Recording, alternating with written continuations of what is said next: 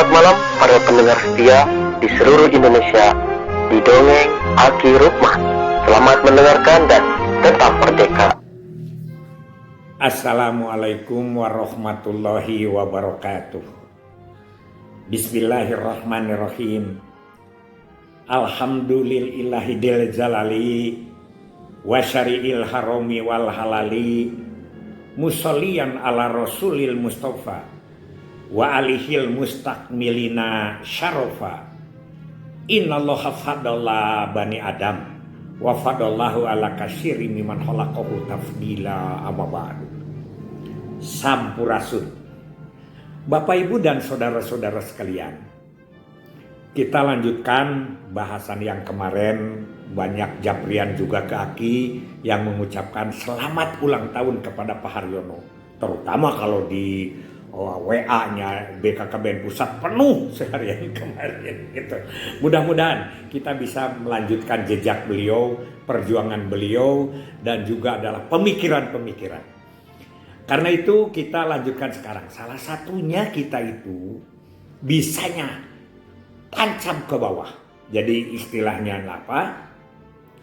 Program KP itu digelar semakin gebiar, ke bawah makin mengakar, keluar makin menyebar, di mana-mana semakin berkibar. Itu salah satunya adalah 10 langkah PLKB. Yang ini ternyata dipakai oleh semua pihak. Sampai ada pemimpin perusahaan yang mau mendirikan satu perusahaan di satu daerah. Dia bilang, "Pak, tolong itu jelaskan ke saya tentang 10 langkah PLKB." Dia melaksanakan pembangunan itu dengan 10 langkah. Dia mengadakan pendekatan ke tokoh formal, dia mengadakan pendataan, dia mengadakan pendekatan kepada tokoh-tokoh setempat. Keempatnya dia membuat komitmen, dia memberitahukan informasi kalau zaman di urang mah KIE bersama. Dia juga mengukuhkan penteladanan, merekrut pelayanan bagi mereka dan lain sebagainya sampai kepada pencatatan dan pelaporan. Sukses mereka itu. Banyak yang seperti itu ya yang dilakukan di dalam pekerjaannya mereka, usahanya mereka melakukan 10 langkah PLKB. Nah, sekarang yang ingin Aki tekankan ada beberapa hal. Pertama, soal teknisnya, soal materinya, soal pengembangannya, teknologinya itu silakan sekarang. Tapi pakemnya ingin Aki ceritakan. Kalau menanyakan ke Aki, bagaimana supaya 10 langkah itu bisa mengakar, bisa berjalan, bisa continue? Yang pertama, 10 langkah harus masuk kepada panduan, harus masuk kepada aturan, harus masuk kepada hukum pekerjaan. Karena itu tupoksi. Apakah itu sifatnya surat keputusan kepala, atau surat keputusan bupati, atau di mana saja, ya itu harus masuk bahwa seorang PLKB tugasnya adalah melaksanakan 10 langkah PLKB. Itu satu. Kalau tidak masuk ke situ, kekuatan hukumnya tidak. Jadi nanti kalau yang tidak melaksanakan tidak kena sanksi, kalau yang melaksanakan tidak kena reward. Itu yang pertama. Tolong dibuatkan. Ya soal 10 langkah apa namanya lah, jaksa 8 Jamparing Asih katakan entang dari Cidolong, itu mah silakan. Tapi prinsip-prinsip itu harus masuk kepada aturan. Itu yang pertama. Yang kedua, pimpinan harus tahu, mengetahui, memahami, menjiwai, dan tanggung jawab rasa memiliki terhadap 10 langkah. Misalnya, kepala dinas kabupaten kota, misalnya ke para kepala bidang yang ada di kabupaten kota, para kepala seksi itu harus paham betul. Kalau itu tidak paham, bagaimana sistem pengawasan kita bisa berjalan? Nanti kita dikelabui atau kita dibohongi sama PLKB. Tidak bisa Aki mah. Maneh kakarek jadi kamu baru jadi copet, saya sudah jadi garong. Jadi kalau kamu mau membohongi saya, tidak bisa. Nah, saking perlunya para pimpinan mengetahui tentang 10 langkah ini, maka almarhum Pak Dr. Andes Haji Abdul Muhyi waktu jadi kepala BKKBN di Jawa Barat itu kan disingkat, yaitu dari 10 langkah itu menjadi cakot.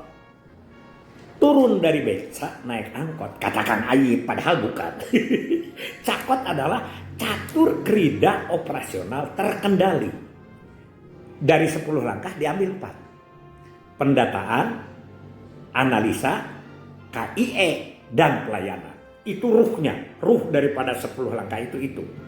Nah, ini diajarkan kepada para kepala bidang di provinsi, kepala seksi, terutama seksi operasional, kepala kabupaten, kota se-Jawa Barat, diklat dan lain sebagainya, dipraktek lapangankan di Kabupaten Bandung dulu.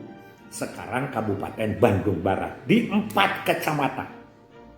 Batu Jajar, Cililin, Cihampelas, Sinangkerta.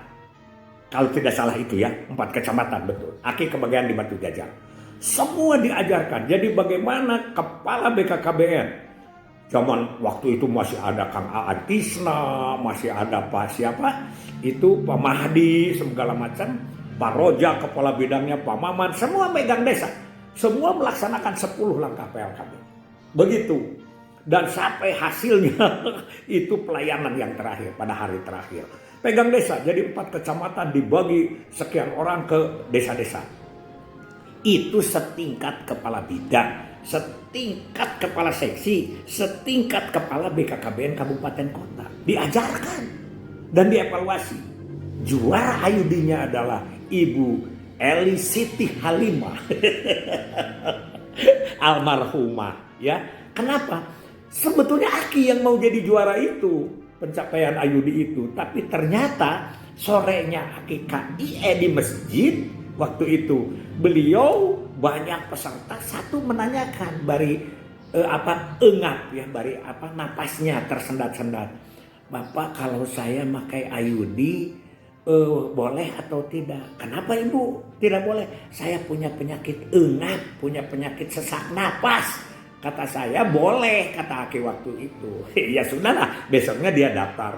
Aki sudah ada 14 yang mau ikut ayudi dari hasil ceramah di masjid itu. Ternyata subuh-subuh, karena kita kan tidur di rumah masyarakat. Innalillahi wa inna ilaihi roji'un. Telah berpulang ke rahmatullah. Ibu siapa? Ya itu ibu itu. Ibu yang menanyakan dan mau dipasang ayudi karena sesak napas itu. Insya Allah. Alhamdulillah besok paginya bubar. Tidak ada satupun yang datang calon dari Aki sampai jam 12 karena mengubur dulu mayatnya si ibu itu. Lupa Aki namanya. Dari situ baru sorenya dapat, akhirnya dapat berapa? 4. Sedang Bu Eli itu belasan itu dapatnya itu ya. Disebutlah KIE salah. Karena Bu Eli sambil KIE ke rumah-rumah itu membawa salak, membawa buah-buahan, ngariung bersama disuguhkan sambil diajak ayudi. Itu cakot itu. Cakot itu 10 langkah PLKB. Kayaknya 2 poin saja itu dulu dari Aki sekarang. Karena insya Allah besok masih banyak cerita. Nanti ada cerita yang seru dari Cianjur ketika Aki lagi menjabat di Cianjur dulu. Itu 92 ya. Oke, begitu saja. Hasbunallah wa ni'mal wakil, ni'mal maula wa ni'man nasir. Wassalamualaikum warahmatullahi wabarakatuh.